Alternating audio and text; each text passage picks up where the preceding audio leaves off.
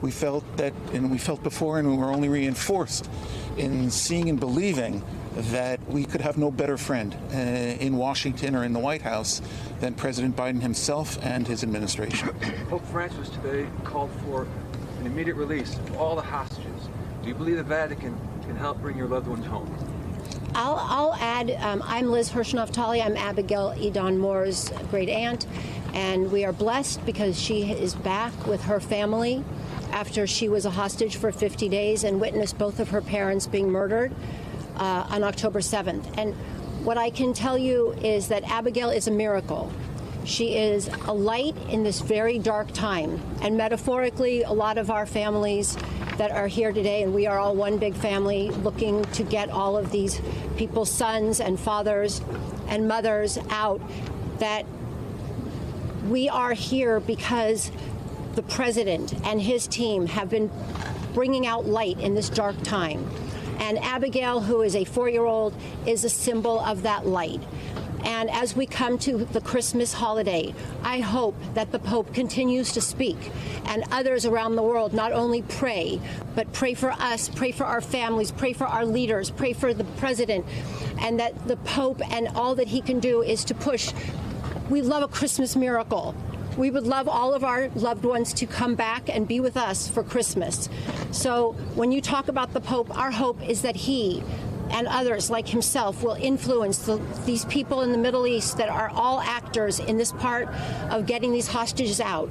And that is all of our hope for a Christmas miracle. Can you talk about what kind of communication you guys have been getting? Are you getting updates on a daily basis? What kind of communication you've been getting from the White House? And thank you, of course, for talking with us. Yeah, well, I can say this. Since a day or two after the massacre on October 7th and the mass hostage taking by Hamas, we all began to be contacted by representatives of the United States government, the embassy in Israel, State Department, Secretary Blinken, and within just a few short days, President Biden was on a video call with us.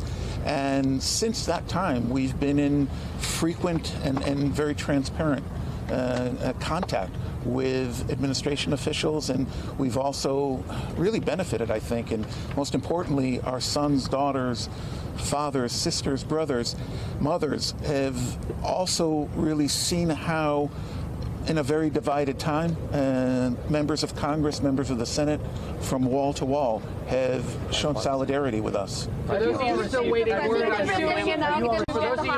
waiting word on your loved ones and their release, was the president able to share anything about their condition, about where they are? Yeah, we're going to keep the content of the conversation private. It was a private meeting between representatives of the 8 families still, and a 9th family, or 2 other families whose loved ones have been released already. But we are going to keep the private conversations private. Obviously, the world witnessed the great miracle, as you indicated, when some of the hostages were freed as a function of the temporary ceasefire. What specifically are you requesting of the U.S. going forward to secure the release of your loved ones? And as it relates to the desire for another ceasefire right now, is there any more information that you learned about the potential that could happen anytime soon? Well, as I said before, we're going to keep the private conversations private. What we do know, and we've seen that the U.S. administration, from the previous round of negotiations and hostage release, the U.S. administration is completely committed to getting the hostages out, the 8 Americans who remain there and the other nearly 130. We have no doubt about that. And today's meeting with President Biden and Secretary Blinken only reinforced that, and that they are willing and ready to do all that they possibly can by any number of means to get the hostages home. And also not just to talk about them as hostages, but to talk about them as people. And that is what the President and Secretary Blinken understand, is that they're just not numbers and they're just not faces. They are sons. They are sons, they are grandparents, they are mothers. And that is what the president and his team understand.